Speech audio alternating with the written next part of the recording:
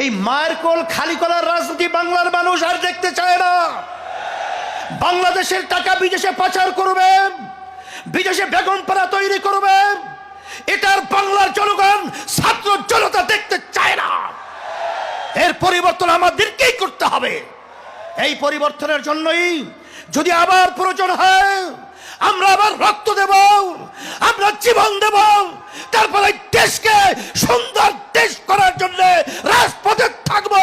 থাকার জন্য কে কে রাজি আছো? নারায়ে তাকবীর, আল্লাহু আকবার স্লোগান তুলতে হবে। ইসলামী আন্দোলন বাংলাদেশ যুব আন্দোলন কনভেনশন থেকে আমরা ঘোষণা করছি, আমরা পিয়ার সিস্টেমে ওই নিম্ন কক্ষ বলেন উচ্চ কক্ষ বলেন সব সেক্টরেই পিয়ার সিস্টেমে নির্বাচন হতে হবে। প্রত্যেকটা ভোটারের তাদের ভোটের অধিকার বাস্তবায়িত হবে। বাংলাদেশের জাতীয় সরকার হবে, নারে আমাদের আন্দোলন করার প্রয়োজন হলে আন্দোলন করব, সংগ্রাম করব, পিয়ার সিস্টেমে নির্বাচন বাস্তবায়ন করে ছাড়বো ইনশাআল্লাহ।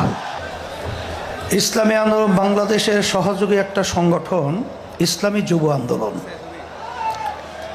আজকে ঐতিহাসিক সরোয়ার্দী উদ্যানে আজকের যে যুবকরা যে সম্মেলন আমাদেরকে উপহার দিয়েছে, আমি বলবো ঐতিহাসিক ময়দানে ঐতিহাসিক যুব কনভেনশন। লক্ষাধিক যুবক উপস্থিত হয়েছে আমি যেটা অনুমান করেছি এবং যতটুকু তথ্য আমার কাছে আছে। আমি তোমাদেরকে ধন্যবাদ জানাই, কারণ আমরা যে আশা চিন্তা আকাঙ্ক্ষা নিয়ে আমরা যে মাঠে ময়দানে কাজ করছি, তার আজকে আমাদের আশার অনেকটা বাস্তবতা তোমাদের কনভেনশনের মাধ্যমে তোমরা আজকে আমাদেরকে দেখিয়েছ। শুকরিয়া আদায় করি, আল্লাহ রাব্বুল আলামিন তোমাদেরকে জাযায়ে খায়ের আল্লাহ দান করুক।